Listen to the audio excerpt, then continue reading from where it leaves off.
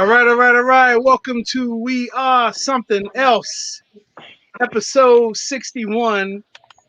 Where's my little graphic? Run This Town, featuring Sweet Nations, Ian Callendar. Thank you for What joining us, up? brother. No problem, no problem. Welcome, Appreciate you welcome. having me. Thank y'all for having me. Let's put that up. Very nice All right. graphic. Who was the mastermind behind that graphic? So, we that's your picture, and then I jacked the picture and put You got and put something else around it. right click save that thing. I hear you. So, a little bit of Photoshop, and we're off. Yeah, Um, yeah. for those who joined us, this is our eighth, ninth week of our Black Business Series. And Ian is joining us this week. He's going to talk some stuff about DC. Ian's got some insight on DC, and he's all throughout it. So sit back and hope you guys enjoy the show. So let's kick it off. CB, what's good, brother? Hey man, another week. Looking forward to a 3-day weekend. And this is one of my favorite times of the week anyways, getting to chill with the homies. Right. Superfly? It was good, man. Just trying to keep a peace of mind. It's been an interesting week. All the parents out there with school age children, y'all know what it is. We in non-COVID times we be out having a drink this weekend, but I'll be with y'all in spirit out there. But yeah, it's real. It's real for the parents right now, man. Right. E But it's all Rich. good. What it do out Uh, in Cali? E? man, uh, it seemed like this week was long, bro. Um, Today was a long day. Work's been long, so yeah, the break definitely comes up at a good time. Like I said before, I think we working more than we were before. You know what I'm saying, on regular time because you knew how to get away from it. But today work kicked my butt, and this is a good little break before. Then after this, got to get that workout in. Can't slack off on that. So that'll Right, help. Get the mind right. right.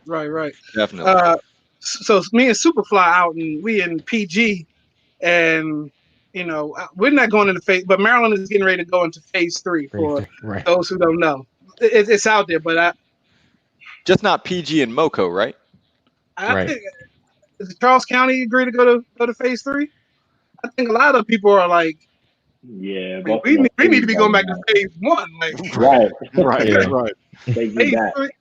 And I was one of those guys. I mean, I was a Larry Hogan fan because since my voting tenure, I was able to vote. Like he's the one I've seen do the most for the state of Maryland, and that goes. I mean, he's big time Republican, and I'm a Democrat. But to me, like he was doing more than what I had seen the previous office do for the state of Maryland, and I was all for him. I mean, everyone's not perfect. He definitely had his stance on not funding HBCUs, which was an issue. And now he gave a press conference. Well, first of all, he handled COVID, this coronavirus and quarantine, very well from the jump, I believe. Um, he made sure everybody was safe. I mean, he put all these laws in place, but it just seems like closer to election time, now we kind of ramp things up a little faster. Like now we're allowed to go back into phase three, but then last week he announced that kids can go back to school if they wanted to. But Yeah, I if thought you're we following weren't the supposed to news, hit phase three until they had a vaccine. Originally, right, that was the exactly. plan, I, right? I heard Right. 2021 was, we're ways away from phase three. 2021, if that. But now, all of a sudden, back to back to back to back, here we go. And then there's a $10 million fund out there for the states that get it together. So he's trying to grab this funding for the states. He's trying Mhm. to That's a drop in the make it. bucket. Yeah, I mean, it's just They'll print that money somewhere. You know what I mean? exactly. And then It's a rounding error. friend James, like all these colleges that open back up are closing back down now because, well, guess what? College kids still like to party, and now they're not at home with any restrictions. They're under their own, you know, no one's governing them but themselves, and now all of a sudden everything's shutting back down. One of our boys, his brother's a freshman at Tennessee, and he's stuck in a hotel for 14 days because he got COVID. Like Yeah. it's real. These college kids, you know, we were invincible just like they were, right? Yeah. Yeah. Very much. What's up, I I, Bethune? I can't judge. Hi, It's bro. hard to judge, man. Like, I remember my college days, and Right. you just living on the edge, man. That's Right, you dude. know what I'm Like saying. You're not really thinking anything so through, many man. reckless and dangerous things thinking back, but Right. you know, yeah. like Right. at the time we're just like, yeah, this is just what I do. Like this is me. Yeah. Like whatever, bro. COVID is like low on the totem pole for college Right. students, Right. unfortunately. Exactly. Right. Right. It's And like now, even on like, exactly. I got, They're just go trying to ahead, man. kill it You're going to say internally with like brunettes. right. And now on like Asian the news scares. feed, COVID is just as small as the scrolling thing we got at the bottom of our screen. That's how much it's not even a big headline anymore. Now it's just Yeah, nah. oh, whatever. Oh, I know me. I'm not going nowhere until there's a vaccine, and because at this point I don't think America is going to smarten up enough to get it all together as one, because everybody has Not their at own all. agenda. No, Not at I mean, all. I agree. I was definitely disappointed with Hogan, man. Like I thought, I'm more disappointed less in the fact that he's trying to go to phase 3, more in what he did about the schools. Trying to, either guilt them or shame them into opening back up, which is just, he doesn't even have the authority to do it. So it's really just all a show. You know what I mean? And right, and for me, like he really, didn't come across as a dude that governed that way, and it's a shame that he did that. And I was somebody that actually voted for him too, right, despite him being a Republican. right. I Well, think it's a I scare think as tactic though, right? Like not Yeah, to cut you off, but I think the scare the scare tactic of politics is, the key holders who hold the position are not the ones that are out there looking for votes, but the ones that are pushing the money. You know what I hmm mean? Hmm. And unfortunately, time and time again, you'll get somebody who's going to bow down to that money, because that's what funds their agenda. You know what I mean? And sometimes their hmm agenda gets sideswiped because somebody else is pulling that string. And it sucks that that's the end of the day. We're so used to them leveraging the people that they're leveraging kids now. You know what I mean? School yeah, Yeah. systems, education. So it's almost that you thought you didn't have to worry about what was happening on the one hand. You got to worry what's going on with the other hand behind their back, because again, now they got the kids and they say, look, we can juggle this either way you want to, but I'm gonna tell you how Yeah. this is gonna go. You know what I mean? You just sit there and say what I want you to say. right.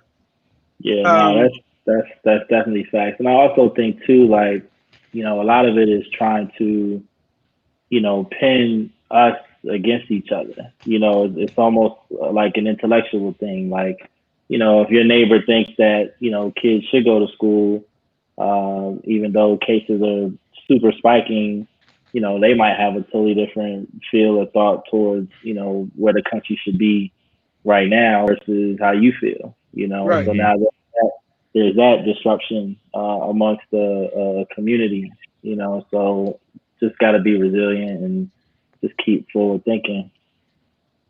Yeah, I absolutely. think that educated Queen brought up a good point. At this point, I mean, he's probably the one of the more popular ones out of the bunch. He got a lot of rave reviews out of his fellow Hmm. governors or whatever. So it's all about a 2024 run. Like now we're foreshadowing what's going to happen. He's going to spend the next 4 years, no matter who wins this election, Yeah, putting himself in place to take over. Now, again, governing on a big body, like just being the president, I'm I don't know how he would do on a larger scale. I mean, because said for a while he had me convinced that he was handling Maryland well, and it just seems like again like the last past couple weeks is just back to back to back. Like he's trying to speed things up, and it's not thinking properly.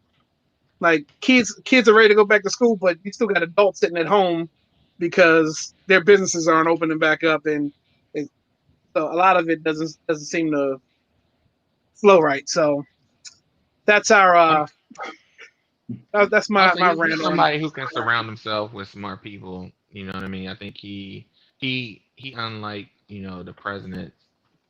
knows how to govern. You know what I mean? Like, and knows how to build consensus. So he'll be different. I don't know what he's gonna how he'll fare as a president, but I think he has like some of those skill sets that and I can see that it makes perfect sense why you want to leverage this point in time in order to kind of raise his profile. Yeah.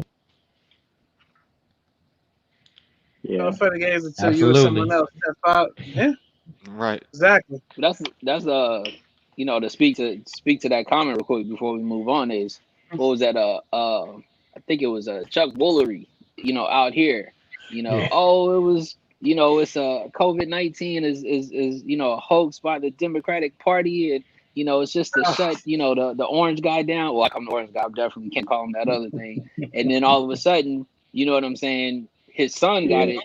Next thing you know, he backtracking. Oh, it's real out here. Oh, Yeah. let me Yeah. delete Yeah. everything I done said before. And it's like, that's the thing, man. Like, the warped mindset of somebody who feels that somebody would really tear against a vast majority of people who have died, who family members are no longer here, just to play on the heartstring of the economy. Man, this economy that been tanked before without a pandemic. So what are we really talking about here?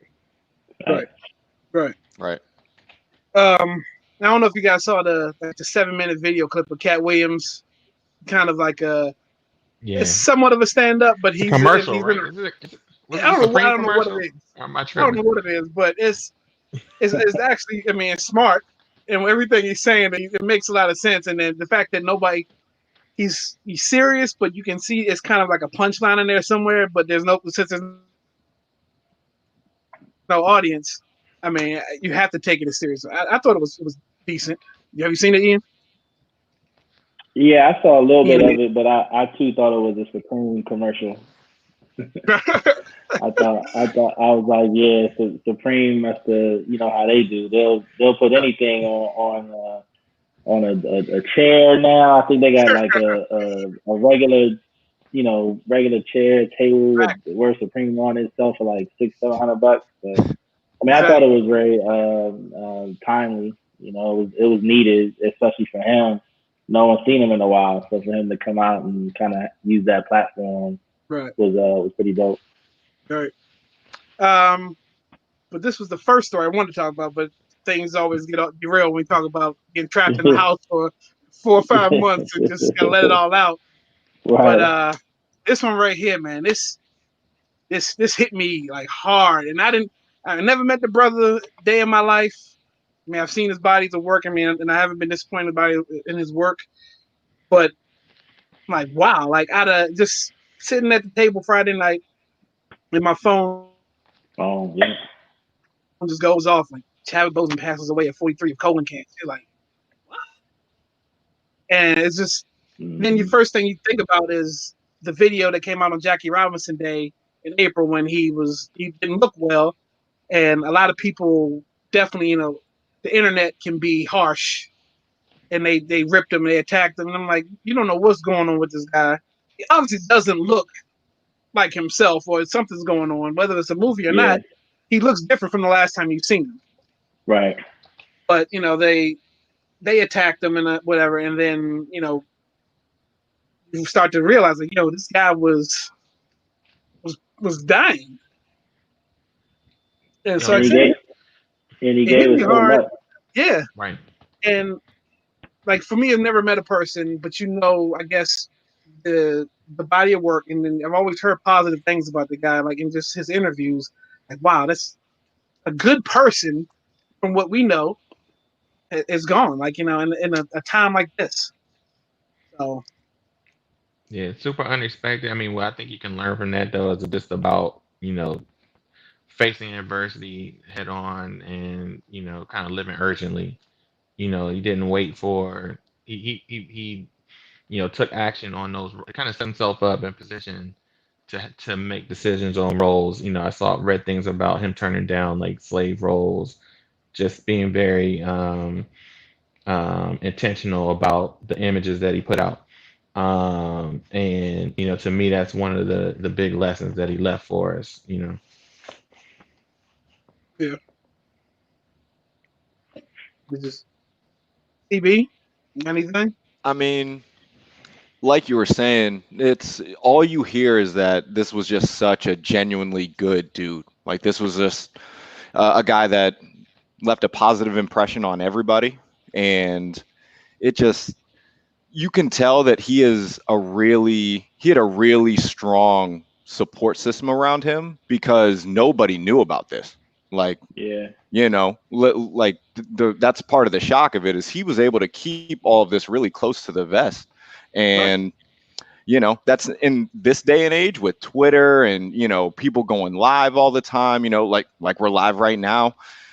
This kind of stuff doesn't stay hidden, and so I don't know, like it really is something that Mo- it did hit Most me like people, this is not a dude that we wanted to see go, man.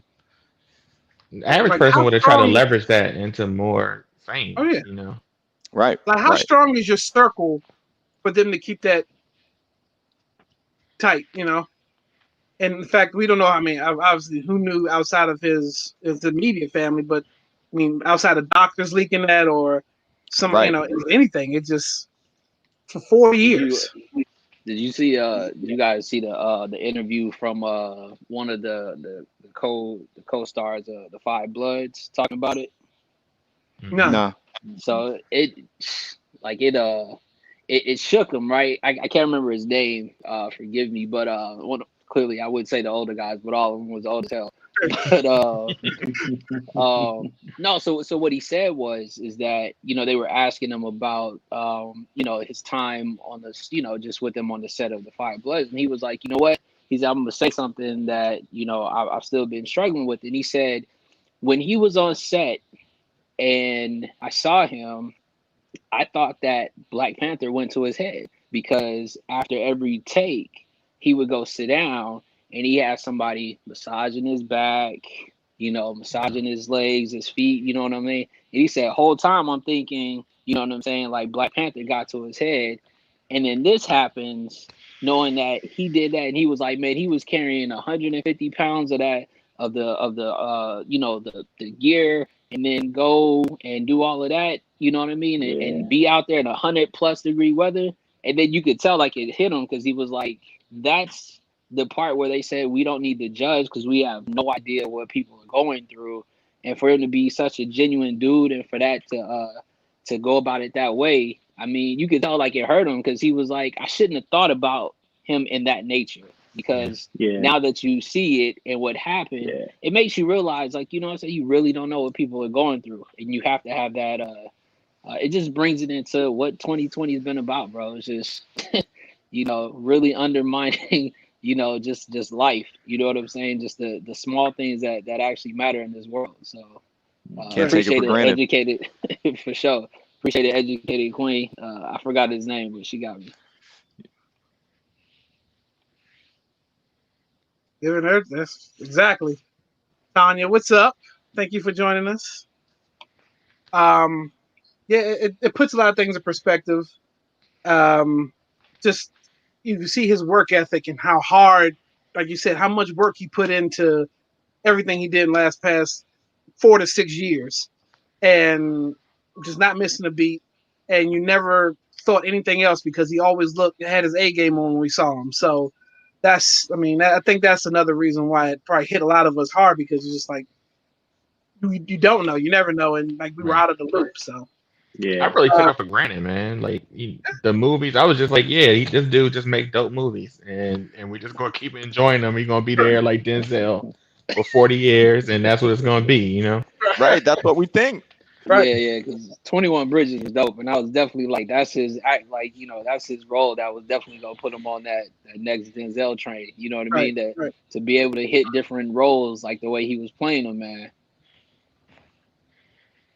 Yeah. Yeah. I, I'll say one last time. To hear the story about like Denzel paying for his study abroad at Oxford Yeah. for his acting class, and just I think it would have gone full circle with Angela Bassett too. Like he was the student that gave her the tour of the campus when he was still there, and so she didn't remember that until he told her at the set. It's just, I mean, all good stuff. I haven't heard one bad thing. Speaking of bad things, it's a good segue into that.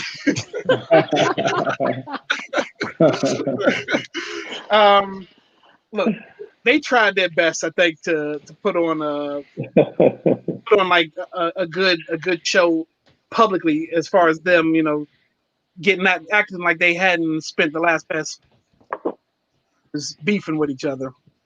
I mean, the music is dope. You forget about some of the huge hits Brandy's had, and Yeah, Monica's definitely had some big hits. They both work with big time producers, but then it's just like when they have to anything outside of the music and they have to interact, it was just like, oh, I'm waiting for somebody to say something, and it just never came, but you felt it. yeah. I, I I almost mean, think they got. I feel like they got paid a nice bag. You know what I sure, mean? Like that's the new walkthrough. You know what I mean? Like Yeah. instead of getting paid 20 grand to walk through a club, you get paid 50 grand to do it digitally and do a verses. And right. you And I mean, know, they had the versus effect immediately. First of all, they broke all the records. instantly, yeah, I had never seen Instagram's number go up to. I never seen a million, but then it got to yeah, 1.2, and it stayed there. I don't know if kept it going. didn't go higher than that. But then I saw the Apple numbers, and then like all that music top hit the charts again. Yep, yep.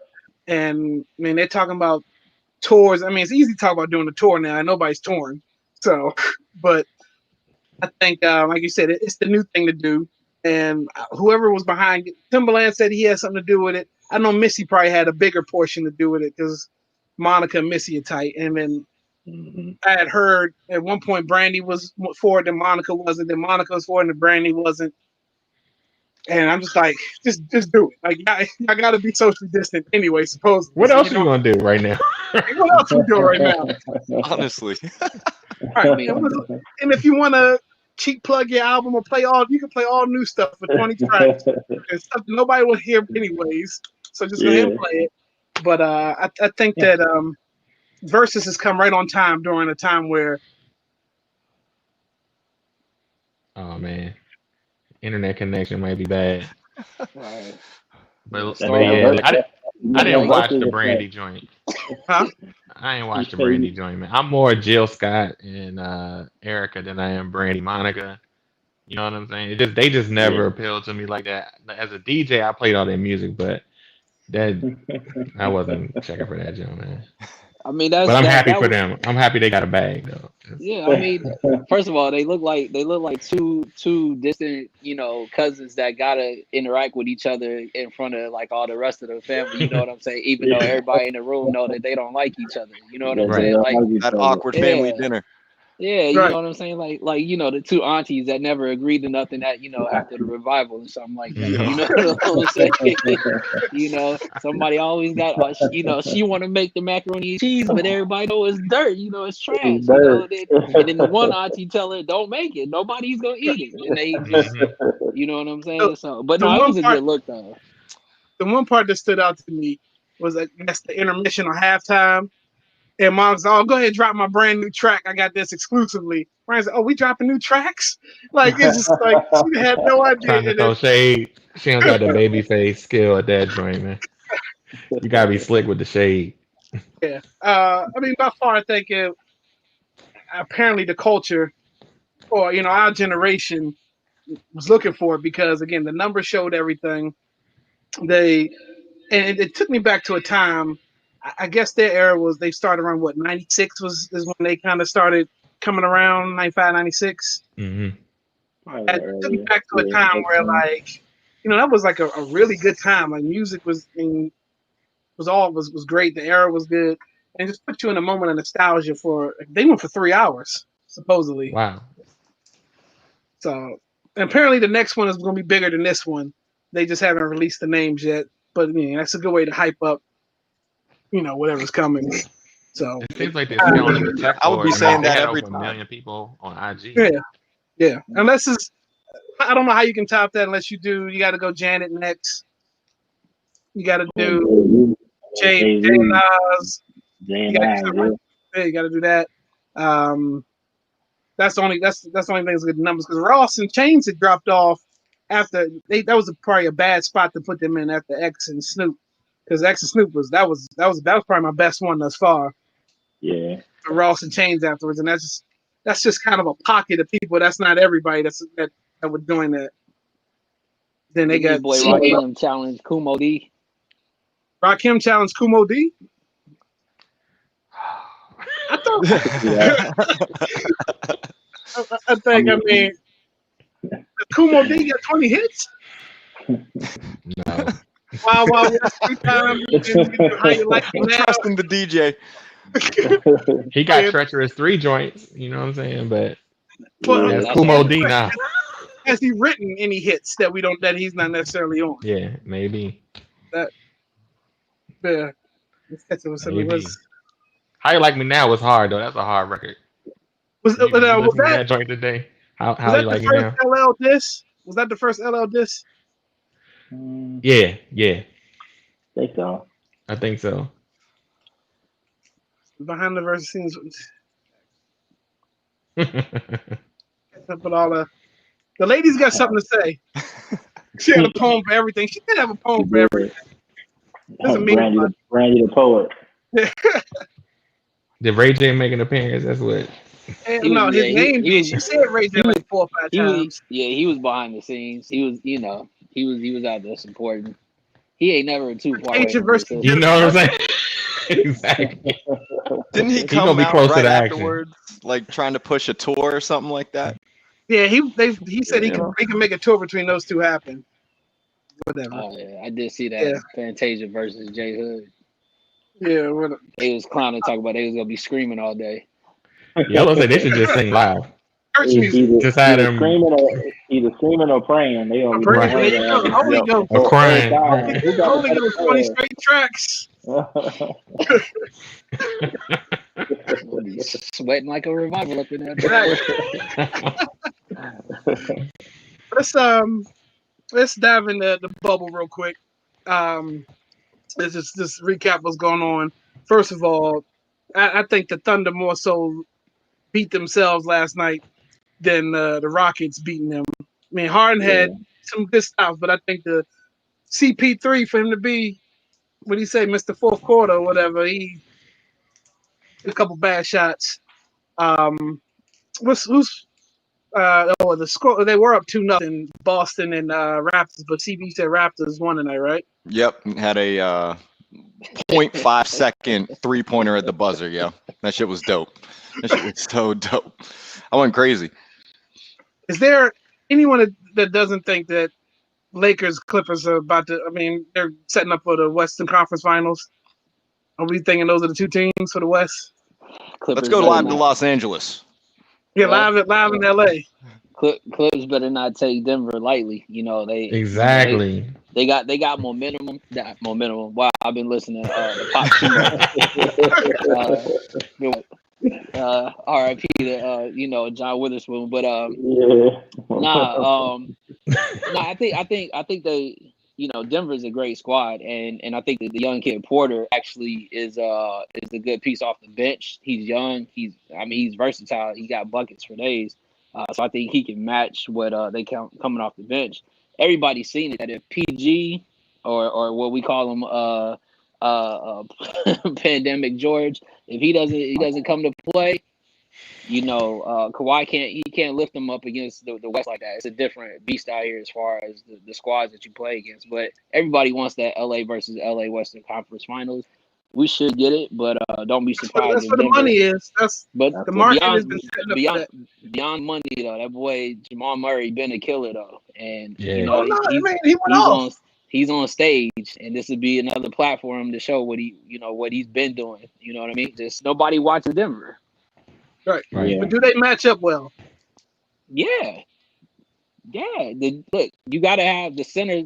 Jokic is it should be the wild card because he's going to have to pull their center out of the middle, which then leaves the perimeter guys to do what they do. They can guard on the perimeter. The problem is most people can't guard the Clippers because they can just sit on the perimeter and shoot Jays all day.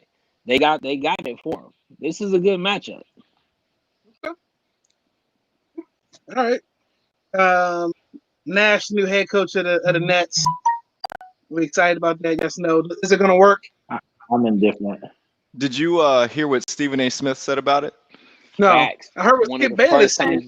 Because the first time Stephen A. said something. Right, right. But he basically said that Nash getting that job without any head coaching experience is white privilege, and it's kind of hard to disagree with that.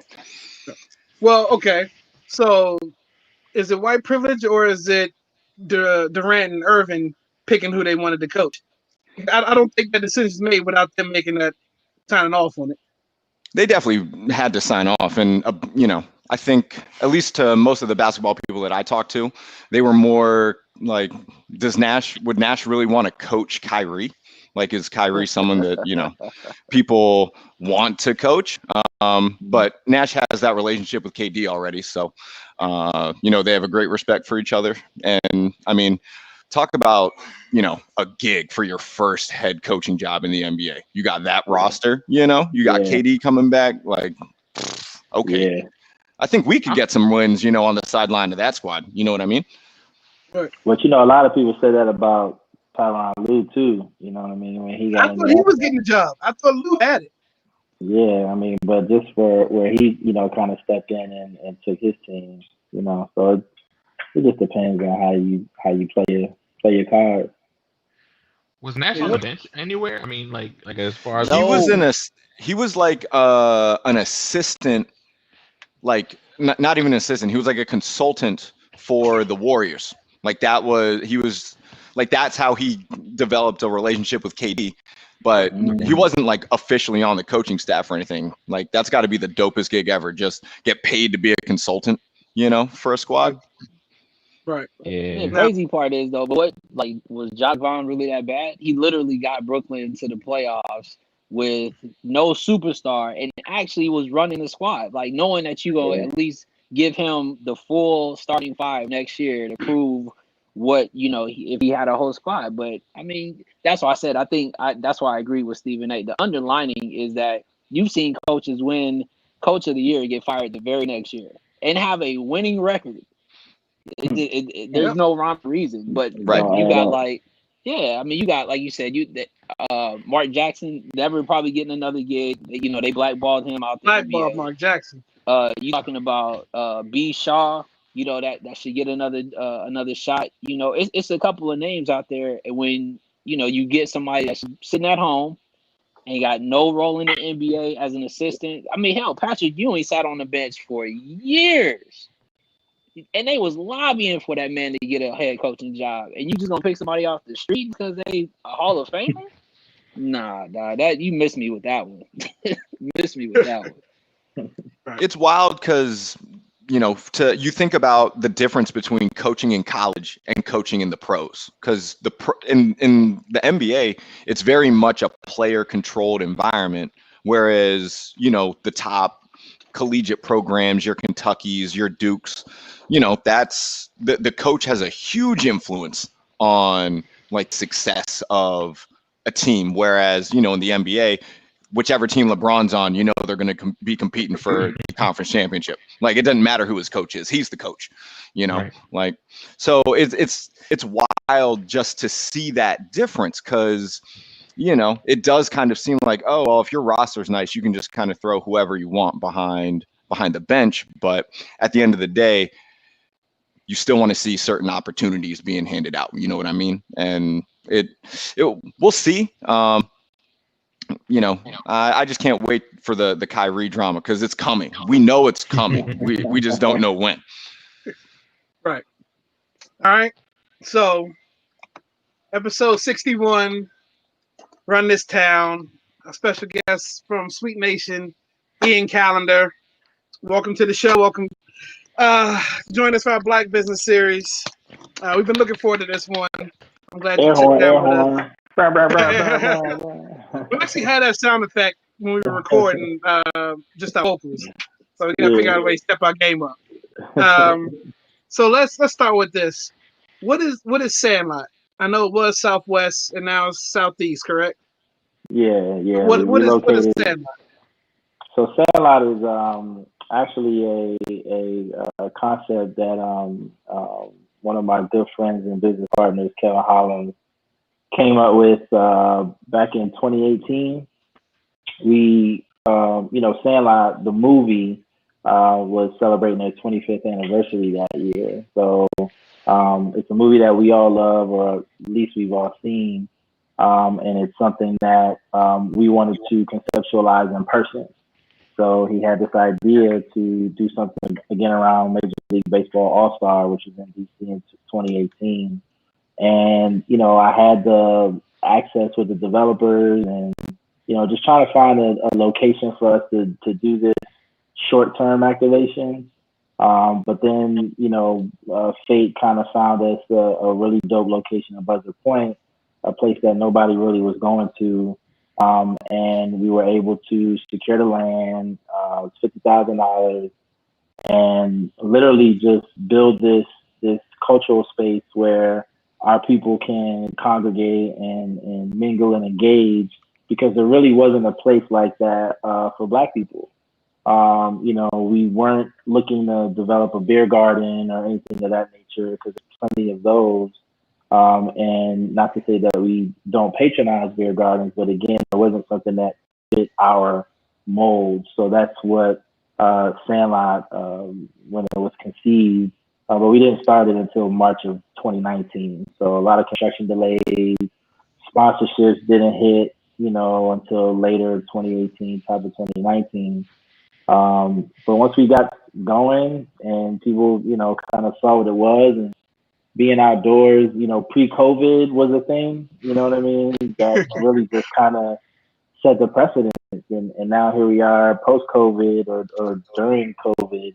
And our model for Sandlot is super tangible and super surreal. So by us relocating to Southeast, thanks to our developer partners, MRP, right out front of the National Stadium, brand new apartment complex, the Marion, which is open. Beautiful building right at the base of the Frederick Douglass Memorial Bridge.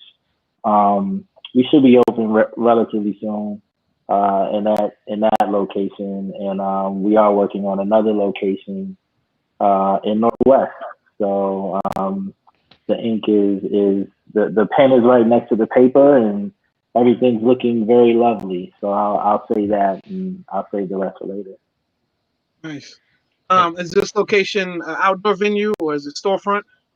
Yeah, it's outdoor. The Southeast location will be outdoor, and we will have an indoor component as well, about 1,800 square feet. So we'll have a little bit of flexibility this year. And again, just trying to create, or allow others to utilize our space for their benefit. Again, presenting or providing access to people to have these types of environments to produce their programs, their events, and showcase some dope artists as well in the same stride. Yeah, I mean, I can personally speak to. We had an event there in late September, before y'all shut down. But like one thing that like I was curious about is like how did you all get people to be interested in the idea? Because I mean, there was nothing there. Like it wasn't beside the stadium, especially getting us to Yeah, go over there. You know what I'm saying? yeah. I think yeah, a lot of that though I feel was really on some of the event producers. Like those that always look for venues. You'll have a trap karaoke at Red Rocks, or you'll have a Trill Grill at St. Elizabeth, and people really know me from Blind Wino, and a lot of those events originated at Blind Wino, Mm-hmm. which we started in 2013. From trap karaoke, like I mean, these are events that are on big stages that originated out of our shop. So we were kind of like the event incubator, Mm-hmm. and so when Sandlot kind of became a thing, again, the fact that you have this outdoor space confined by a 120 by 40 fence in a shipping container bar, we looked at it like you don't have to rent this space. It's it's yours. Just let the bar do some numbers, and you don't have to. You don't owe us anything. And that to me just allowed people more confidence to go into a physical space and just let them kind of promote and share with their friends and family on having coming out and having a good time. Mm-hmm. Um, that location that the Southwest portion, that was pretty historic back in Oh yeah, the day. I mean, yeah. there was what was on that strip? It was East Side, Secrets, a Secrets. couple other spots, Lime Nightclub, Pier 9 or the Pier. Um, Navy Yard in Southeast and Buzzard Point in Southwest was like no man's land. Mm-hmm. Like you wouldn't get like back in the day, you wouldn't get caught, at night in those areas. And when I say back in the day, I'm talking like 90s and like not even 15, years ago. Before Nat Stadium got there, which was 2005. But for being in the neighborhood, just growing up around here, we go over there all the time, and go to the strippers at Club 55 or whatever. You know what I mean? Like just or Club Nation. Seeing Jay The Z and Nation. Nation the was dope. blueprint. The blueprint. I think it was maybe the blueprint 1 or 2. What It was it? had to be Probably the one. blueprint 1. Yeah, Yeah. blueprint 1. When he came to DC and performed. You know what I mean? So. Right. That's what I remember or recollect of that area. But the people that live there now have no clue, have no idea.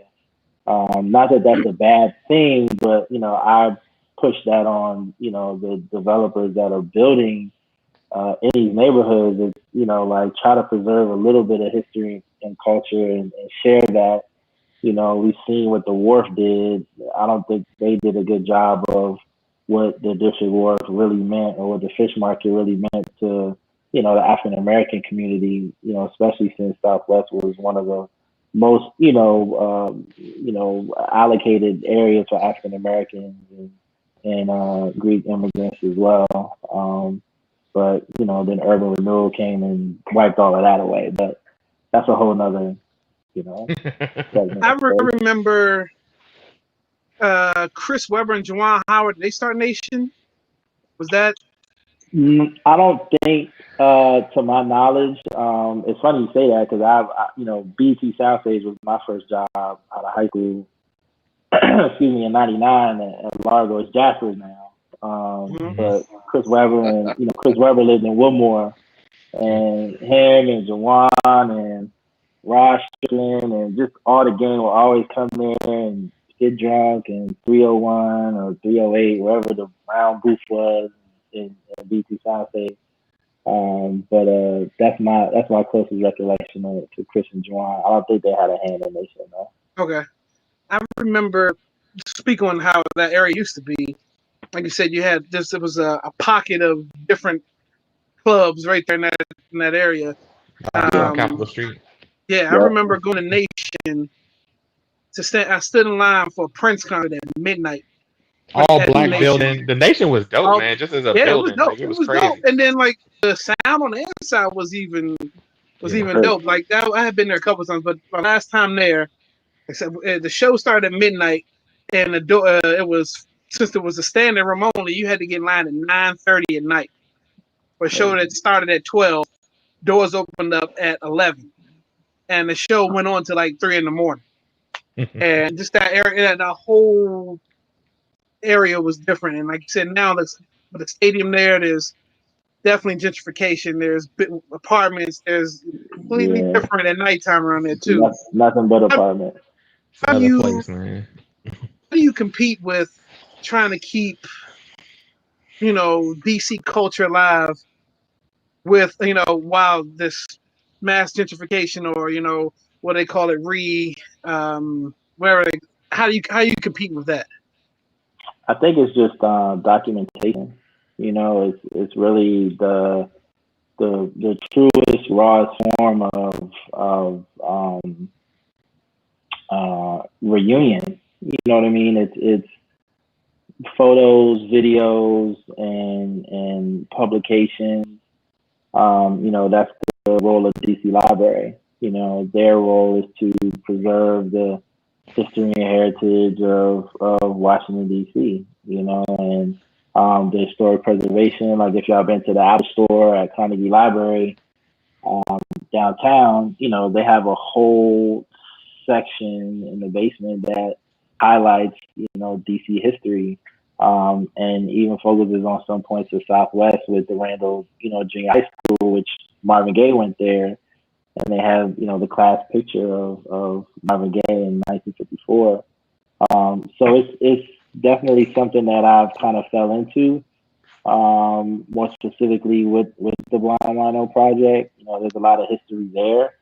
So that's kind of when I started my journey of really just documenting everything that we did there, but really kind of just capture, what happens in the neighborhoods, and ensure that people that not only live there and have lived through those eras, but people that are coming in can at least have a sense of what once was. Mm-hmm. Well, you spoke on sponsorship. What Yeah, goes into getting sponsors? Like selling these people on your idea and getting them to invest. What goes into that? pure luck. Like nah, nah. For me, I think sponsorships. The way I try to explain it, in layman's terms is, I like to do. I like to set it up as, back in the day, you have, favorites. So even right now, you might have a favorite, beverage. You might like Pepsi or you might like Coke. You might like, Ciroc or you might like Belvedere. You might like Heineken or you might like Corona. One of the things that I did very early in my event, kind of production with Sneaker Suite was to align myself with brands that I enjoyed. And what I mean by align, it wasn't necessarily sponsorships, but it was just, promoting and highlighting brands that I enjoyed. So one of our first events, which was at iBar in 2005, it was literally just a sneaker event, and Heineken was, one of my favorite beers at the time, as young as I was. So we put a Heineken logo on the flyer, and Heineken didn't give me no money or sponsor nothing, but the people that got the flyer didn't. They saw that, dang, he ain't got Heineken, it's official. So then it just kind of grew into engaging with people that came to our event, and then starting to build in these relationships where people saw what we would produce or how we would produce these events. And then literally me saying, well, if there's anything that I can do to support your brand, let me know. And not asking for, money, cash in hand. It was asking for ways to subsidize my expenses. So that kind of shifted the mindset. A lot of people, when they're asking for sponsorship, they're just asking for money. Yo, I need $500. I need $1,000. I need $2,500. And I'm speaking back in those terms, but they didn't really explain what that money was going to be used for. They didn't put it on paper and say, well, here's my, line item budget where the DJ is going to cost 250, the food's going to cost $5, the, flyers are going to cost 170 from Grove Printing. Like no one kind of drilled it down that way. So by me doing it very early in the game, that allowed the brands to trust me, and when they did start giving me money, and I never really over promised. It's like I under promised and over delivered like every single time, and it almost got to a point where they were just like, well, how are you making money? But for me, it was never really about the money because I had a full-time job, where I'm getting paid fairly well. I was the IT director at, Shoe City corporate office. So, it's a lot of that I try to share with people and say, look, if you want to get sponsorship, start with brands that you believe in and that you wear and represent without it being about the money. You know, now on IG, that's all we see is somebody that's getting paid and wear something, and it's like it's not real. It's fabricated fun. So when you kind of get into the authenticity of it, that's when the brand starts seeing it, and then it comes to fruition well after the fact. Nice. Yeah, Okay. man. So with the pandemic going on, how has that affected business for you, or how you moved, or has it been a blessing? Some people have taken the pandemic and used it as a blessing because just to sit still for a second and reevaluate the next move. It's been both. You know, we've Sandlot's closed, all the venues are closed. I look at it as what's the word I'm looking for? Rejuvenation. Yeah, You renewal. know, it's renewal. Yeah, like you know, Sandlot was already in a great position financially, especially starting in 2020 with the XFL. And you know, I was more concerned about my employees than anything. So to be able to get a PPP loan, that was great.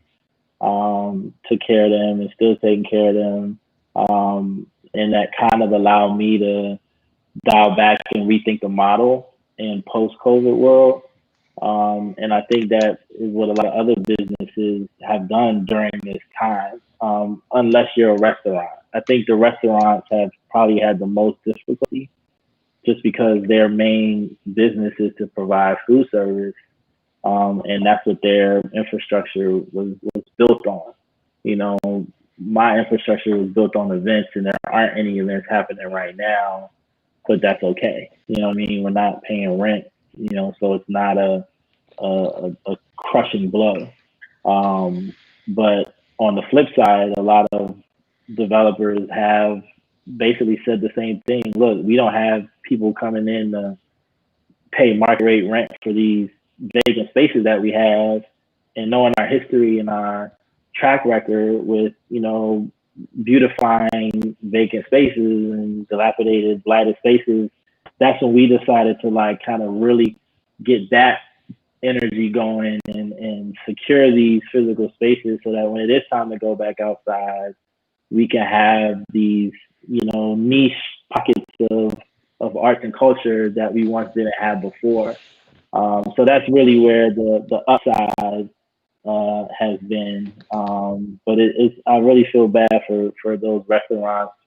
I mean, so many have closed, and even other entertainment venues. It's just a real tough time because there's no real guidance. You know, like you were Yeah. saying earlier, like Maryland's in phase 3 and Virginia's in phase. You know, they're not even in phase no more. They just open. They just everybody on the Hmm. VA. And then DC kind of more, you know, close knit, but there's no border protection. So if you want to have a good time, go to Virginia. If you want to go to, you know, Jasper's and get your bone crusher, go right ahead. They're open.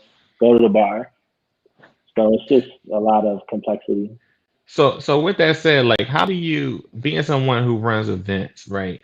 Your goal is to like pack it, and we're gonna make this night epic. And how do you manage the desire to want to kind of, leverage that pent up excitement that the city has to want to go back out and party, versus trying to be safe? And how do you think of that?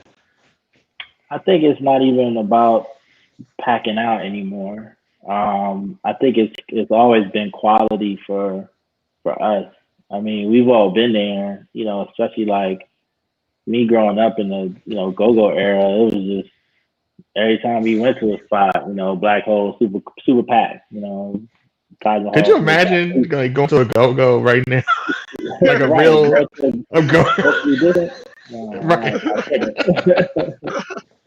Like, but it can happen, and I think that's the mindset that, to me, like going back into events, people will start to realize that you can have a great, amazing experience without it being 1,000 people in a room.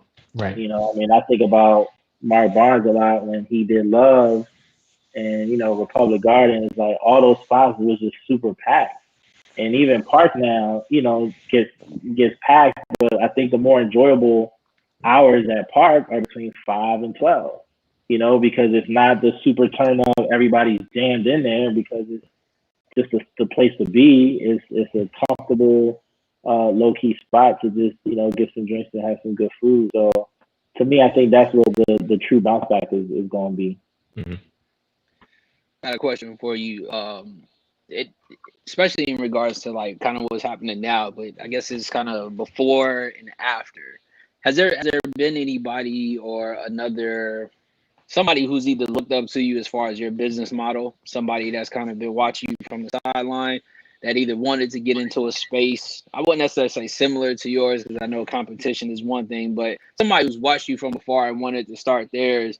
What is your kind of like your business acumen to like somebody who's kind of viewing you from the sideline as, might ask questions, as far Yeah. as the things that you've been through, but then at the same time, the elevation of, creating their own kind of pocket for themselves, almost like a mentor to somebody who sees your vision, but wants to create that in a different lane.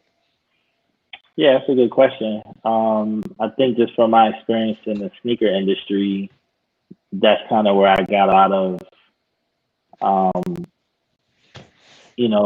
people to kind of start paying attention to what I was doing, and trying to understand, like how I was doing it. Because for me, I was a real, justifiable sneakerhead, right? Like it's in print, it's behind me, it's wherever. I mean, you can do your research and just see that I've always been immersed in this subculture back in the day. Now super mainstream. So when people, really start to understand that it's something that lives inside of you, it kind of helps add to the, experiences that you give off. So that's really how I align with a lot of folks that always wanted to tap in to study what I was doing and see, like the sponsorship, aspect of it. It's always been the same blueprint. Like nothing's changed. Like I haven't done anything different in 15 years.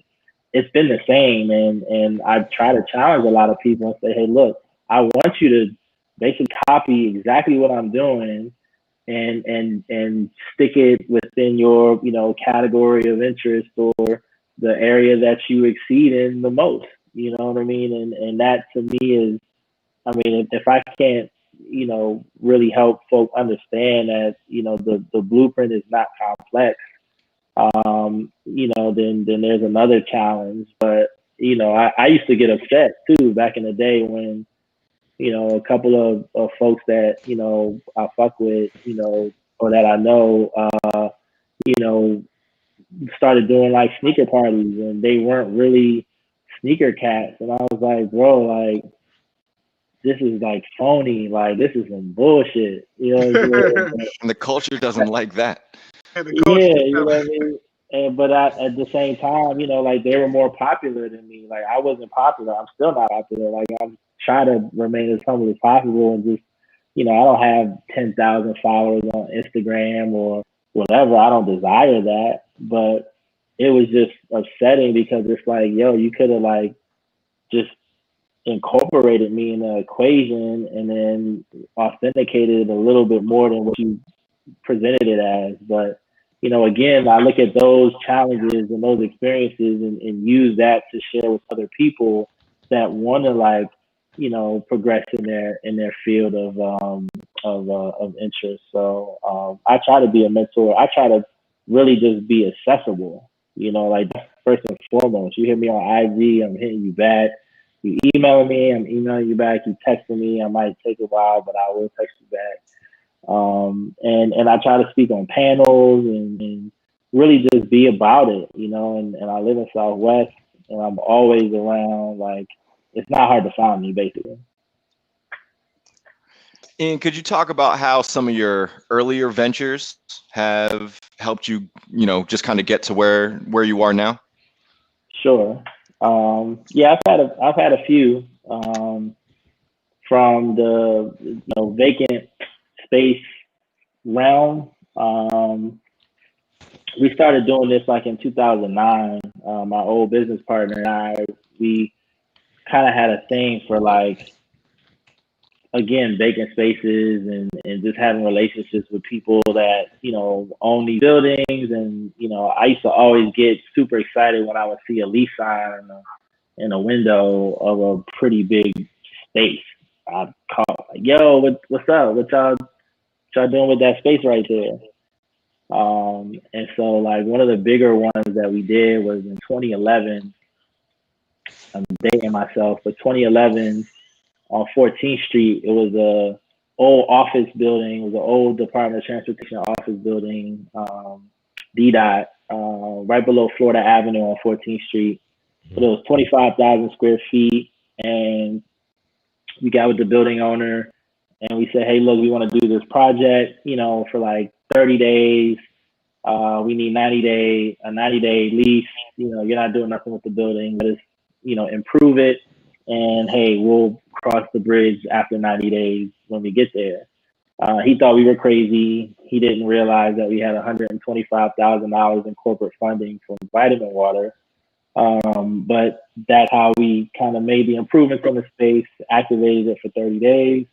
And when we went to renew or try to get more time with the building owner, he turned around and sold it to a gym because, again, we made the improvements on his building. So he got a lot more than what he probably was getting for it the first time. And then 2013, we did Blind Wino. So same kind of, model. We had 80,000 in corporate funding, 1 year no rent lease with the building owner, and then 7 years later, it's Culture House now. So it's a model that works. We learned a lot from both of those experiences. And 2015, same thing. 18,000 square foot building on 8th Street, 7th and 8th Street, right across from Po' Boy Gyms and Christopher's and Shoe City on 8th Street. Vacant building for like 6-7 years. I think we had like 90,000 in corporate funding there, like, Heineken, all Pepsi, all different types of folks. Again, people that I've had personal relationships with, but have seen the success of the programs and projects that we produce. And we set up right before September because you had Art All Night, 8th Street Festival, Howard Homecoming, and it was like the big festival that was at East Potomac Park that Drake performed at on the mall. I don't remember what the name of the festival was, but it was a big deal because nobody did a concert on the mall like that before. But I mean, so all of those things are just experiences that led us to this point now where, a lot of developers trust us with these physical assets. So basically understand insurance, understand the legalities, understand that it's our risk, to basically say, look, we'll get the money to make the improvements on your building. We just need a good runway to activate. And in the instance of Sandlot, we were able to create this successful business model, get a liquor license, which is the hardest thing to do in DC. And now, we have a proven business model that can be replicated, and there's opportunity to scale there. So those are things that, to me, have allowed us to like really, hone in on what we're good at. A lot of people don't try to amplify what they're good at. And I think that's key, to really just focus and drive home on that. Oh, Yo. Jesus. Wow. 2 weeks in a row? I gotta remember Wow. Wow, man. Okay, Grandma, I'll be home soon. Still looking for her grandson. Right. Right. You get going somewhere because when people start bombing you or whatever, you're doing something Yeah. right. Yeah. Real talk. Sounds Hey, funny. So real quick, just to piggyback on that, because that was interesting that you said that first initial, you know, Yeah, landmark. that Yeah, first initial, situation where you reached out to the landlord, for the lease, and he ended up selling it. What was, I guess, contractually, I know you said you kind of learned from those things. Like, have you changed how you go about that as far as, the contract between you and the landlord? Or really is it just kind of like, look, man, we're kind of at their beck and kind of hand because they're the landlord, they rightfully can do whatever they want, lease or not, you know what I mean? If they decide tomorrow they yeah, want to sell the shit, they can just sell it, you know yeah. what I'm saying? No, I think Um, that allowed me to focus more on like the risk and versus the reward. Because like even now I try to set spaces up where we at least have a 2 year runway. Hmm. Um, in certain instances, things that because I'm a owner operator, right? Like I can take a space and operate within that space and like really build it out to a point where we can generate a lot of revenue in that time that we have that space. Or set it up where you know, hey, we want to occupy for 3 months. I'll tell the landlord, but look, we need this 3 months uninterrupted, and really just kind of set it up that way. The risk of the owners, I mean, even with like Culture House and some other spots, they'll use our culture to improve their property value. It happens everywhere. It's the same thing happened in Linwood, in Miami, utilizing all the artists to drive up the value, property value. But it happens in every segment of industry. So I think probably now my safeguard is to really articulate the intent of the landlord initially, so that we can understand it. Like in DC, if you have a vacant property or a blighted property, or an abandoned property or land or lot, you get taxed for that. And that tax ain't cheap. So if you have a blighted building that's worth $2 million, you're getting taxed $200,000 a year. So for me to come in and beautify it for one, and activate it for two, I just saved you 200 grand. Hmm. So but they're not cutting us checks for 200 grand. That's it. Um, And that's yeah, kind of the next level of it. Like, how do you, leverage in order to, if they decide to sell, then you know, you're owed, some of that value that you put into that space, right? yeah, Um, and I think that that's something that is definitely tough, especially if you don't have that capital ahead. You know what I mean, on the front end of it, trying to access that value, understanding that they could sell that property for much more than what it's worth. yeah. And again, I think it is just about knowing what your intent is going in.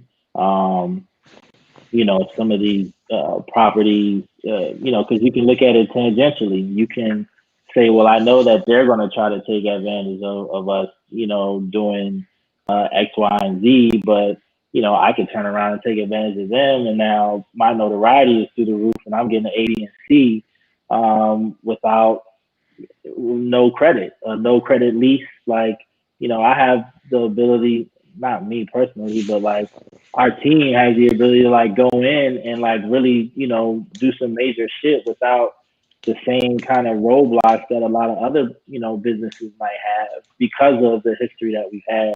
Yeah. Ownership is still key though. Like, we tried to make a run at a old church in Southeast, but we just couldn't pull it off because our window was short. Like we said, we have access to capital.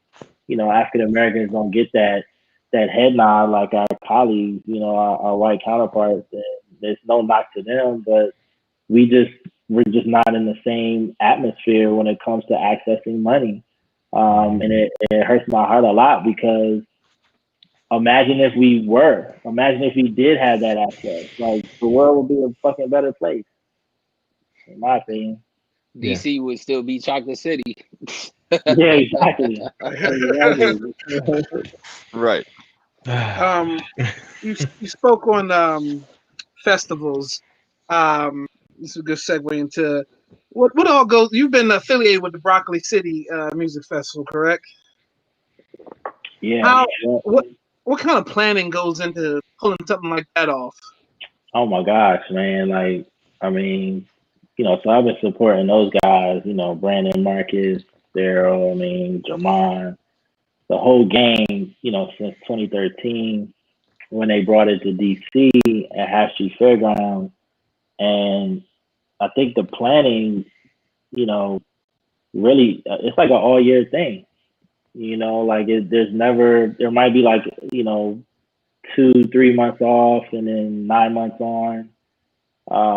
And for me, my support came through sponsorship. I mean, that's how a lot of people really kind of just got wind of who I was because I was the guy that was bringing a lot of money to the table in the background. Like that's partly where, the most known unknown tag, kind of came to fruition because it was like, you know, we need 25 grand or we need $100,000 from sponsors to help subsidize these costs.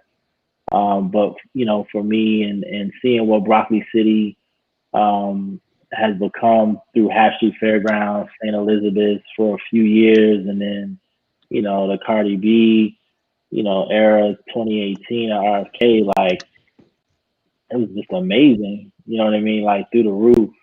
And this year would have probably just been super insane if it wasn't, due to COVID. But I think that festival is probably one of the most um, intricate and involved festivals for African Americans to patronize, let alone have a good time, but really get educated and learn, a lot of the necessities in life. Not just this festival that started as an Earth Day celebration from a clothing brand. You know what I mean? But like really, commingle amongst each other in a warm environment that speaks to health and wellness and financial literacy and just supporting other Black businesses. That's huge, and for to see Broccoli City, kind of climb. And other festivals too, like Electro and, S&P Quinn, like a lot of those things, like a lot of those festivals really started as just, again, assembly spaces for us because we didn't really have it. We Hmm. didn't have a lot of that, so. Right. Now, with those big festivals and the way the city is starting to look in certain pockets, um, I was thinking how how could that continuously, be put on and market to us as a culture. And I think we said it earlier is that our counterparts are so engulfed in our culture that the festivals like that will continuously, be successful and patronized because it's, you're getting a whiff or just a kind of letting in on our culture, and it's now in, in the city right where you live. So I'm interested to see what when everything opens back up. Like nothing's going to be the same, obviously. How do we adjust from here as far as how we handle festivals, how we handle Sandlot Southwest, Southeast? How do we handle how we adjust from here? Well, I think from the African American lens, from the Black people lens, I think we saw a lot of support amongst each other during COVID and the George Floyd, social injustice, the inequalities, like that has brought to me the Black community a lot closer. And so from that stance alone, I do feel that when the city, does open up, that there will be folks patronizing more intently or intentful, which is great, because a lot of folks were like, well, where were you guys before COVID? Like, were you really patronizing black owned businesses before COVID, or are you only patronizing black owned businesses because everybody else is talking about it on social media and you want to be a part of the trend? Like, those are things that, to me, will set the tone for how we re-enter, our culture through, arts, entertainment, and music. Um, something that we all can dig is sneakers. I love for shoes. Um, Yeah, I see the background. I'm very impressed by the background. what do you think how big has sneaker culture been in just for our generation? Do you think? Huge. I mean, again, a subculture to mainstream to overwhelmingly, overpopularized and bastardized even. I mean, we see it every day. I mean, I know y'all all took a L on that sneakers app, and you probably take a L every time a shoe drops on that damn app. Every Tuesday, every Saturday, Right, you know. It's like clockwork. right. And I just think back to like Nike Talk days or Nike Park days where it was like straight message board. Like, if you wasn't a Right. nerd, Yeah, you you were out the wasn't loop. checking. Yeah, you was out the loop. You was out the loop. Like, to know when shoes drop at Shoe City and downtown Locker Room. I always tell this story to the folks at Shoe City because, like, I used to go to Shoe City and just clean them out. Like, let me get the whole size one, Capitol Plaza, Shoe City. Thank you. Like, whole size one, eight and a You had to have half. relationships, man. You had to have relationships with those stores, then. And yeah, and it's just like just knowing like you can order shoes from Nike Town, Chicago, and these are hot releases and get it shipped right to your door. Call them on the phone and give them your credit card. Like, Mhm. so to me, like, those were just pinnacle days. But what we see now is the ease of technology, and it just kind of made people walk into our love for sneakers and our love for rare items. And now it's StockX or Goat or any other app where if you got some cash, then you got the access. Or if you know someone that knows someone that could fly you in on a pair, like, I don't have a plug. I tell people happily, like, sometimes I wish I did have a plug, but sometimes I'm glad I don't because I wouldn't have nowhere to put all these damn shoes in the first place.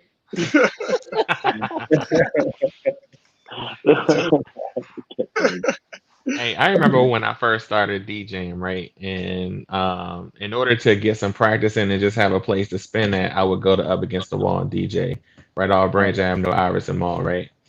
Yeah, And there was a shift that happened. Like, there was a period of time before this shift where people wanted to, as far as fashion goes, people wanted to look like themselves. They wanted to be the freshest, but no one wanted to be the same as somebody yeah, else, right? yeah, Then it was like all of a sudden these kids and teenagers would come in and be look at the mannequin, point to the mannequin and be like, I want that whole outfit. I want to look like that. yeah, And I feel like the same thing happened with sneakers as yep, well. It's like they see what this person has and I need to have that same thing instead of I want to wear the shoe that nobody has and make it look, you know what I'm saying? Look and make it look fresh. yeah. And that, when I was at the Master, everybody was in phone posits and penny this and penny that, and flight posits is my favorite shoe of all Mhm. time. But I would go to PG Plaza, um, Prince George's Plaza. You got to For sure, right, Yeah, be right. Prince George's. Got to be very it's articulate PG. about Prince George's. But I would go, they had like 6 shoe stores in there. So I would Yeah. always go there and just, shop the clearance rack and, come back with some 29.99 runners that, had the odd colors, but she was like, what are those? And I was like, yeah, exactly. Right. And to me, that's how I built up, kind of like my shift from just everyone wanting to be, the same, and even like the Jordan trainers, like the Roy Jones, the wrestling shoes, Mm-hmm. Black and like red those, joint. like yeah, like those was my favorite back then because Cass was like wrestling shoes, bro. Like I mean, and then I just took it a step further, and I used to in East Bay get the Asics wrestling shoes, and I said, well, I'm gonna just go all the way in I and just remember start dudes wearing doing wrestling that. shoes. You know It what I'm was a saying? lot of dudes from like northern PG County rocking the Wrestling shoes, rocking yeah. the So wrestling like, shoes, man. yeah, and I might have to bring that back too, cause but like that to me is what real like sneaker collecting is, and it's just there's just no way to get back to that era, Right, unfortunately. Hmm. right. I remember before we answer a food's question. I remember the way I found out about sneaker drops was East Bay. You get the Hmm. book in the mail. I remember getting Yeah. the tens through East Bay. But you had to get a money order to mail it back because when nobody had no access to no Yeah, credit card like that, yeah, or no, man. and East you just Bay, had to wait a good old 2 to 3 weeks for you to get your shoes. But they used to that used to be the yeah, way.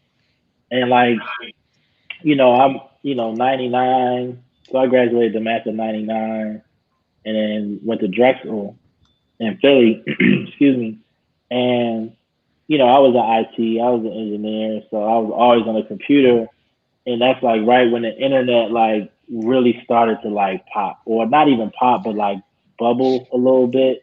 Black Planet. Um, yeah, oh, Black Planet, my Black Planet page was the truth. I had the music in the background, I had the like Right. motion and everything going on, like, but like that's when you started to find like these websites, Shoe Trends, and all type of like websites. And back then I was like, well, I don't know if this is real or not, but I'm gonna just try it anyway. And then when you found out that Shoe Trends was authentic, man, I never told anybody in the world about Shoe Trends. I just kept ordering white, red TB Flight Posit ones, twos, and threes, like and then Nike used to do their exclusive drops back then too, like the Olympic, KG and the Shots, But anyway, I'm stuck in that era. So food's questions. What's everybody's pick of most epic shoe of all time? We can do a round robin on that. Oh man. Uh, epic shoe of all time. Um, I mean, I think the obvious answer would probably be the Concord 11. Just the effect that it had on sneaker culture. I mean, hell, it still affects the culture the same way it did probably about what was that 20 years ago, if that. Yeah, because no, 25. This is the 25th anniversary of the 11. Anniversary, yep. Yeah. So You I can make think the that argument that it's not even the most or well, I mean, because it is kind of hard to quantify, but I think you can make the argument that the one is like, one of the most influential, from something that people were seeing on the court to then all of a sudden it's like, yo, no, I need to be wearing that too, to have that kind of foresight I feel of, like people though like that's like a new kind of thing. I feel like ones came back around when the dunks came, or when they had when they went to retro them is when they became hot again. A lot of people back in like the mid '90s or mid to late '90s, people were more, I think, obsessed with the threes, fours, and the fives more than they were in the ones. Yeah, I think it was the eights. As far as Jordans go for me, the playoff eights. It was just something about that purple and teal that you hook it up with the shot of jersey. I mean, it was just so many. But I mean, the flight posit. I mean, this shoe Gold right here. joints. Oh my That's freshman Like year of college right there. right here, that's what I'm saying. Like this is when I became a man right here. Did you have Uh, the purple ones? I didn't Those have were the my. I purple one. wanted the purple I ones. Oh was, and I mean, I'll be honest. I didn't even really like the gold ones. I was the silver. The silver flight posits Yeah. was where I was at with it. my. Right. And then I missed the carbon fiber one. So that was the first one that actually dropped on Nike's website. And again, if you wasn't hip, there was no release date. It was just on the website, and you know, casting Nike Talk was like, "Yo, they on the website, y'all go cop." And I loafed, and I was mad that I loafed, and now the carbon fibers are like $1,000. Right. I'm stupid. But that's the Yeah, All right. thing, like you see the resale on a lot of these joints, and like we were talking about now, before, like now you have the access. If you have the money, you have the access. Yeah. right, And before right, it was like you're talking about, you needed to know where to go to get that information. Like you needed to Right. right, know maybe it's just one specific shop in Philly that's going to be getting this colorway, and yeah, I'm going to have to make a trip this weekend, and get a cheesesteak for lunch or something like that. yeah, Like, it's yeah, just like it's way different now. You do see how technology and just the expansion of the internet has completely changed. Like, what's Instagram now? It's people half naked and sneakers all over the place. You yeah, know. Mhm. yeah, Hey, Right. so yeah. so It's a nah. So real quick, crazy part about that, right? Because I mean, you speaking about East Bay days, so I'll even dive into the little. And I wouldn't even call it the plug, because the plug can't be your cousin who lives in another state that has to send you something. Now, this is gonna date myself, since you said you graduated in '99, but I'm gonna date myself, right? And this is for anybody who figured out, like you said, we used to pop the bubbles on old Air Max and send them back to Send Oh. them Nike back in. to get the new one, Send Oh. them in. the because one eight hundred number. they guaranteed you that they bubble would not burst. So you knew that if you sent them that, they were gonna send you a Yeah, fresh pair or Brand new whatever. pair. But then I think what really started for me was, I'll call it the cousin. My cousin was my plug. He was the general manager at Foot Locker way back when. And to this day, when I got the red and white 12s 2 weeks before they came out. mm, And it was mm, that notion of, you knew that somebody was the plug or had the plug if they was coming to school mm, with the shoes with 2 weeks fresh before. feet. And Major flex. everybody knew the date, but you knew there was only about a handful of cats that was walking around campus with them shoes on, and you automatically knew they was probably gonna have them on 2 weeks before they Yeah, came out. And then when the song hit, and it was that whole thing of, you know what I'm saying, like, I got them 2 weeks before they dropped. You a yeah. part of that. You a part of that. Your name get Using associated a with cool, that. yeah, you was a cool kid. That Yep. was it. But I Yeah, turned the cool kid into the shoe kid, because again, at the end of the day, my kicks was fly. I remember even the 11s. We took the black and red 11s, and the white part. My homeboys was in homeroom, and we got some black tape, and we literally cut it out so it was the all black on the bottom, so it looked like it was all black and red. That's because we was just sneakerheads, and we was already imagining what we would want a sneaker to look like, yeah, if we was to The get our yeah. hands on it. customization, Yeah. Oh, That's early crazy. on. which now Wow. that's like a trend to actually come out with sneakers that you can just like either there's a second Bespoke layer or joints. something, like now that's a thing. And before it was like you actually had to do that yourself. You doctor your stuff up yourself, and everyone's finding a way to kind of capture or get kind of get a piece right now. I Yeah, it Let makes sense. me go to this. Yeah, So I've been doing some of my research on you. I know my research. And in this article it says you had to let some girls go on eBay, yeah, right? To pay for an expense you had incurred. What some of yeah. those girls you had to let go, and did you ever get any of those back? Nah, I didn't. Expos, rails. I mean, I don't even want to go back there. I mean, it was like I was really Traumatic like, times. yeah, it was super traumatic, and I was just like, I ain't never really been a bad kid, but like I did some bad kid shit, and like it just, oh man, like wrecked the car, and my parents was in Hawaii, and I was like, man, I got to get this car fixed before they come back, like ASAP, no insurance, just it was just all bad, and I just, yeah, I jacked it up, y'all, but. I lost literally like every the haze, just all of the Heineken, like everything that you could imagine. I just let go for like nothing, you Oh, know, like like maybe $50 above retail and back then I wore everything, so I didn't just have shoes to just stash. So everything was worn. So I looked at it differently. I said, well, if I bought the shoes at retail and I wore them, Right. like really wore them, got some pictures in them or whatever, and sold them for a little bit more than what I paid for it, I won. Yeah, Like I don't care how much that's still a victory. money. Yeah, it's still a victory. So even with the Air Mags, bought those for like 3,400, from the auction because I knew the money went to charity, so that was I would never spend that much money on a pair of sneakers, but it was a charity, right? So why not? And it was the Air Max. Who doesn't love back to the future too? Right. Right. And then to resell it, I think I resold it for like 38, 39, something like that. But wore it a couple times. Got the looks. It was cool, but yeah, I'm good on that.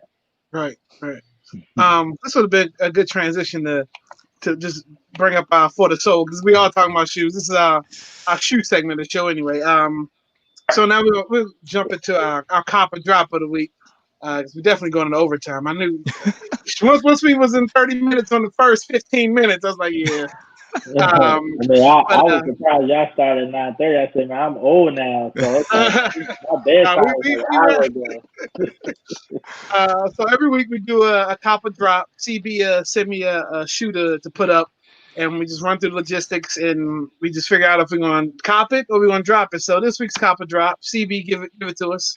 Yeah, so we're going back to Jordans, and the reason why I want to bring these up is because they seem to be kind of polarizing, at least from what I've been reading and all that. So people either seem to really like them, or for some people it's too crazy. But these are basically an ode to Tokyo, and so that's where you get the mixture of the different colors and everything, different types of materials.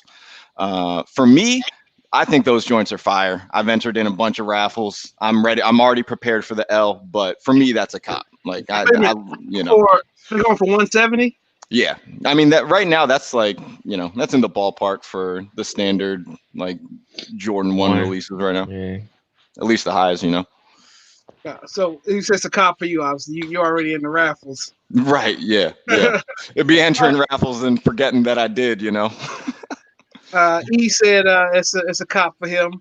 Yeah, I think I'm a cop. I'll try to cop. Ain't necessarily a guarantee.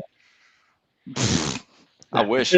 I'd be doing the E-Rich. I'd be flexing them right now on you early.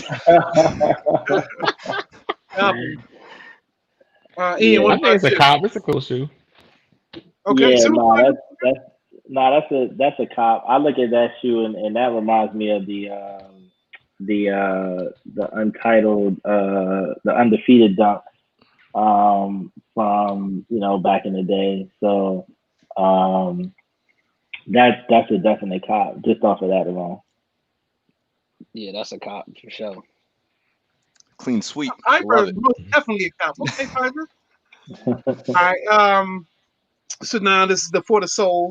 Every week, everybody bring a shoe on the show, and we just talk about it. There's something we copped this week, something that's in the collection. We're doing a spotlight. I went first last week, so I don't know who's the Superfly every now and then. Superfly come out of the closet with something. I don't got no crazy heat. I just got something like how Ian talked about the like $20-$30 shoe stash that's a come up. These were a gift. And a brand that I never wear, but I kind of like them. So I haven't really actually put them on yet, but nice little Ultra Nice. Tech. Okay. The Nice Ultra little Techs, Cute right? little colorway. fresh, Yeah. yeah, little like Easter shoe or something. You know. I'm with those. Okay. I mean, talking about raffles that I entered and forgot that I entered. Oh no, that's a I forgot. sent y'all a message earlier this week because I got an email saying that I had actually picked up a pair of shoes and I forgot that I entered the raffle. But it was funny because this was last week's copper drop and I wasn't really pressed to get them. Oh yeah. That's how it works, though, right? But the Yeezys came, like Oh they yeah. showed up, Wow. and I'm never gonna be upset about catching like a dub. Like if I put the bid in or if I put in the ticket, like I'm gonna be cool with it. So these are my first pair of the V3s of the 700s. You try them on? I haven't tried them on. They got like the pull tab lacing system, but then they also came with an extra set of just regular rope Mm. laces. I think the coolest feature on the shoe is that like this part here glows in the dark. Yep. And so for me, you guys know anything that's 3M, reflective, anything that glows in the Love it. dark, like I'm about all that shit. Like I love it. So I was not upset that this came in the mail this week. Gotcha. I'll go. So I got the Kobe, Kobe. Mamba. these are older joints, but still one of my favorite pair of Kobe's that I own. Um, Yep. Fire. with the yellow kind of speckle laces or whatever. Like you said, they've been worn, but it's got the dragon or whatever on the back. Hmm. Okay. They're one of my favorite pair of Kobe's. Um, yeah, pull All those right. out every now and then. I'll go ahead and go so I can let the guest take because I know he got something that's gonna kill everything that I I even ain't just put in my head. So let me Alright, go ahead and let's talk about let me get the embarrassment out the way now, so I can just be like, all right, yeah, that was light. So I'm gonna take it. I'm gonna take it back. Wasn't a raffle, but they came out of nowhere as far as like saying that they was gonna come out with it, and for whatever, like I follow them on IG. And I noticed that a lot of the players in the bubble started rocking the shoes. So I just went ahead and looked, and I Oh, the saw that answer they dropped joints. out the answer joint. Yep. Yeah, I saw that too, man. Nah, them And the joints yeah. fire. crazy part was the release was like at some crazy time. I think it was like 7 or 8 West Coast time. When I It was was like, like damn, 11 everybody on the p.m. East Coast, Yeah. yeah. I was like, yo, that's ill. Like, how they gonna do that to everybody on the East Coast? But yeah, man, I had to get a pair. This actually was my first outside of Nike or Jordan shoe that I ever bought as a kid. Was when I saw Yeah. him rock these, and I was like, these are acceptable on the court. I won't get clowned if I have these on them being another brand because everybody You knew that I gotta was get the you Nike or gotta the get the Jordan red kid. toe. Right.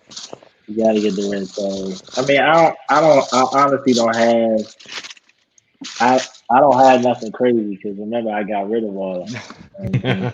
Okay. But I do have a pink box, right here. Mm. And this pink box is, Okay.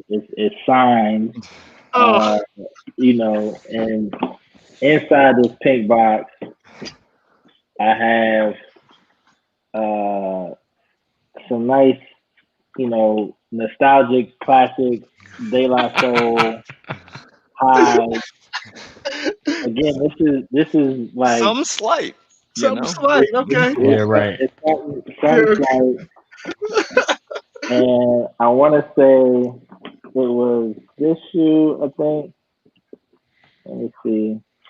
Appreciate that. But Plug 2 has signed the Inner Crazy. Soul as well. So this is like, and I wear it. You know what I mean? Like it's something that I try to wear all my shoes.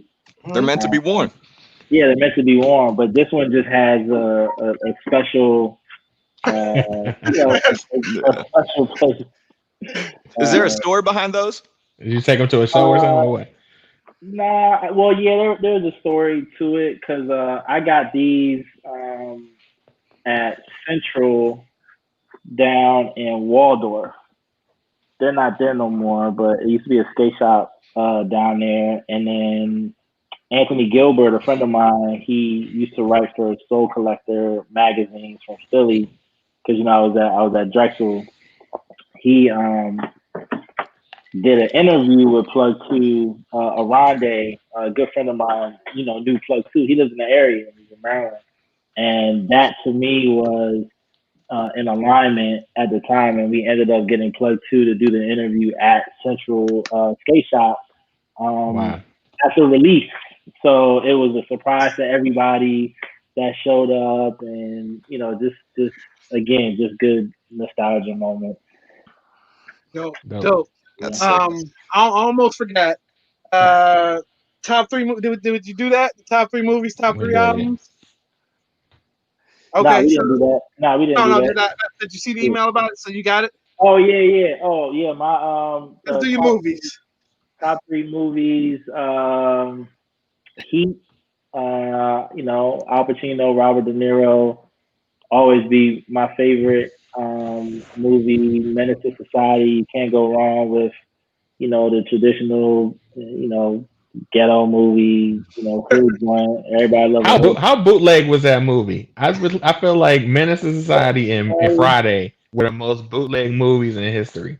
I mean, Nah. it was at pinnacle. It was at pinnacle moments in our history, though. You know what I mean? Right. Like, we talk about the '90s and 2000 era. Just seeing that, growing up as a teenager and a kid, like that was like our Scarface. But I mean, those and Hunger Games. I'm a Hunger Games like. I'm sorry, y'all. Like I'll watch all four or five of them, like, however many there is. But that's me. Got you. Yeah. Albums. Let's do albums. Albums, Kingdom Come, Jay Z album was a 2005 2006. That's right when I started my company. And his intro kind of just led me through my my pinnacle years starting my business.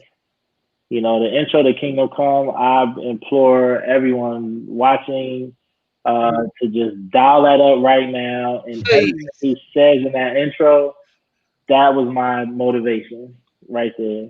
Um, let's see, other albums, Nipsey, Victory Lap, that's a constant.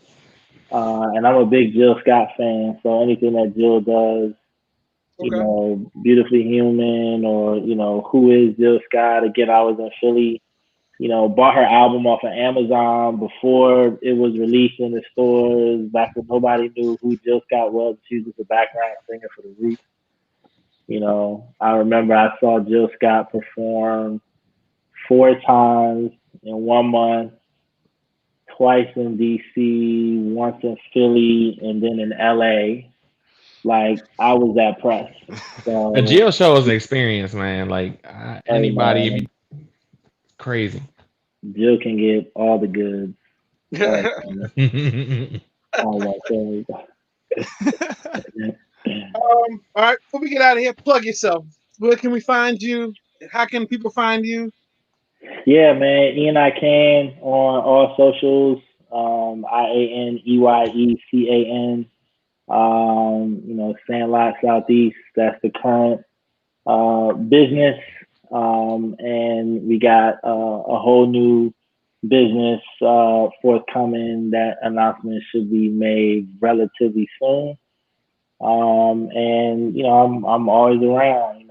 IG, Facebook, in person. I'm in Southwest. Not hard to find me. So just pull up when you can. Superfly. Let's plug that Twitch. Hopefully we get a show this weekend. Yeah, man. So DJ dash DJ underscore Superfly underscore TNT on Twitch. Superfly TNT everywhere else. All right, and us as a collective, we are something else. Google, you can Google us and find us everywhere. But SoundCloud, iTunes, Google Play, Facebook, Instagram, Your mama's house, you and know, your mom, all that. everywhere. Yeah, everywhere, just And everywhere. whoever's grandma that is as well. Right. Yeah, where's she at, man? Let's find out where she She at. got us last week, and it kind of made the show, whatever. Yo. Uh, Yeah, but that's a wrap for this week's Black Business Series. We want sweet. to thank you, Ian, for joining us. This was Yeah, thank you for having me, man. For real, definitely went like overtime. this was cool. This was Um, cool. I want to thank everybody for joining us on YouTube, Facebook, however you watch the show. If you're gonna watch a run back of it, we appreciate you all. And then next week, if you got a plug, so next week, hopefully, I think we got Chef Snipe for all your cooking pleasures. He's a personal chef. He's got his own thing going on. So yeah, hopefully he'll be here next week. We'll confirm later on. But until then, peace. Y'all. See y'all next week.